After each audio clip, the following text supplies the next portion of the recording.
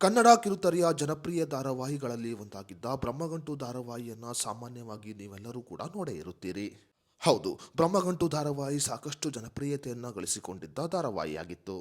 ಇನ್ನು ಬ್ರಹ್ಮಗಂಟು ಧಾರಾವಾಹಿಯಲ್ಲಿ ನಟಿಸಿ ಸಾಕಷ್ಟು ಜನಪ್ರಿಯತೆಯನ್ನ ಗಳಿಸಿಕೊಂಡಿದ್ದ ನಟಿ ಶೋಭಿತಾ ಶಿವಣ್ಣ ಸಾಮಾನ್ಯವಾಗಿ ಎಲ್ಲರಿಗೂ ಪರಿಚಯ ಇರುವ ನಟಿಯಾಗಿದ್ದಾರೆ.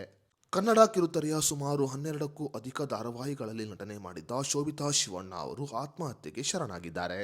ಹೌದು, ಕನ್ನಡ ಕಿರುತೆರೆಯ ಮೂಲಕ ಸಾಕಷ್ಟು ಜನಪ್ರಿಯತೆಯನ್ನು ಗಳಿಸಿಕೊಂಡಿದ್ದ ಶೋಭಿತಾ ಶಿವಣ್ಣ ಅವರು ಹೈದರಾಬಾದ್ನಲ್ಲಿ ಆತ್ಮಹತ್ಯೆಗೆ ಶರಣಾಗಿದ್ದಾರೆ. ಬ್ರಹ್ಮಗಂಟು ಧಾರಾವಾಹಿಯ ಮೂಲಕ ಸಾಕಷ್ಟು ಜನಪ್ರಿಯತೆಯನ್ನು ಗಳಿಸಿಕೊಂಡಿದ್ದ ಶೋಭಿತಾ ಶಿವಣ್ಣ ಅವರ ಸಾವು ಸಾಕಷ್ಟು ಜನರ ಆಘಾತಕ್ಕೆ ಕಾರಣವಾಗಿದೆ.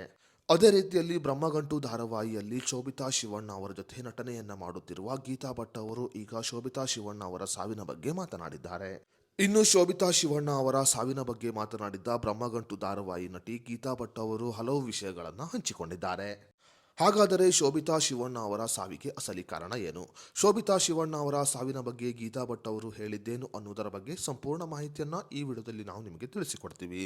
ಹೌದು, ಶೋಭಿತಾ ಶಿವಣ್ಣ ಅವರ ಸಾವಿನ ಬಗ್ಗೆ ಮಾಧ್ಯಮದ ಮುಂದೆ ಮಾತನಾಡಿದ ಗೀತಾ ಭಟ್ ಅವರು ಹಲವು ವಿಷಯಗಳನ್ನು ಹಂಚಿಕೊಂಡಿದ್ದಾರೆ.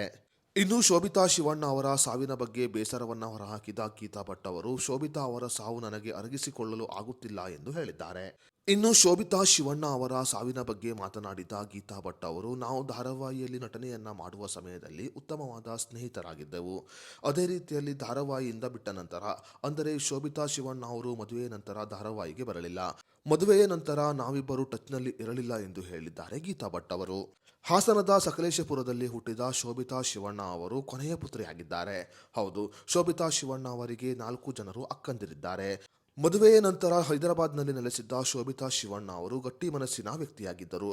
ಅವರು ಈ ರೀತಿಯ ದುಡುಕಿನ ನಿರ್ಧಾರವನ್ನ ತೆಗೆದುಕೊಂಡಿರುವುದು ನನಗೆ ಬೇಸರ ತಂದಿದೆ ಎಂದು ಹೇಳಿದ್ದಾರೆ ಗೀತಾ ಭಟ್ ಅವರು. ಬೇರೆಯವರು ಏಕೆ ಆತ್ಮಹತ್ಯೆಯನ್ನ ಮಾಡಿಕೊಳ್ಳುತ್ತಿದ್ದಾರೆ, ಅದು ತಪ್ಪು ಎಂದು ಸಾಕಷ್ಟು ಸಮಯ ನಾನು ಮತ್ತು ಶೋಭಿತಾ ಶಿವಣ್ಣ ಮಾತನಾಡಿದ್ದೆವು. ಆದರೆ ಈಗ ಶೋಭಿತಾ ಶಿವಣ್ಣ ಅವರು ಇಂತಹ ನಿರ್ಧಾರವನ್ನ ತೆಗೆದುಕೊಂಡಿರುವುದು ನನಗೆ ಅರಗಿಸಿಕೊಳ್ಳಲು ಸಾಧ್ಯವಾಗುತ್ತಿಲ್ಲ ಎಂದು ಹೇಳಿದ್ದಾರೆ ಗೀತಾ ಭಟ್ ಅವರು. ಸದ್ಯ ಶೋಭಿತಾ ಶಿವಣ್ಣ ಅವರ ದೇಹವನ್ನ ಮರಣೋತ್ತರ ಪರೀಕ್ಷೆಗೆ ಕಳುಹಿಸಲಾಗಿದೆ. ಮರಣೋತ್ತರ ಪರೀಕ್ಷೆಯ ನಂತರ ಶವವನ್ನ ಬೆಂಗಳೂರಿಗೆ ತರುವ ಕೆಲಸವನ್ನ ಮಾಡಲಾಗುತ್ತದೆ. ಅದೇ ರೀತಿಯಲ್ಲಿ ಶೋಭಿತಾ ಶಿವಣ್ಣ ಅವರ ಗಂಡನ ಬಗ್ಗೆ ಮಾತನಾಡಿದ ಗೀತಾ ಭಟ್ ಅವರು ಅವರ ಗಂಡನ ಬಗ್ಗೆ ನನಗೆ ಅಷ್ಟಾಗಿ ತಿಳಿದಿಲ್ಲ ಎಂದು ಹೇಳಿದ್ದಾರೆ. ಅದೇನೇ ಇರಲಿ, ಶೋಭಿತಾ ಶಿವಣ್ಣ ಅವರ ಸಾವು ಹಲವು ಅನುಮಾನಗಳಿಗೆ ದಾರಿ ಮಾಡಿಕೊಟ್ಟಿದೆ.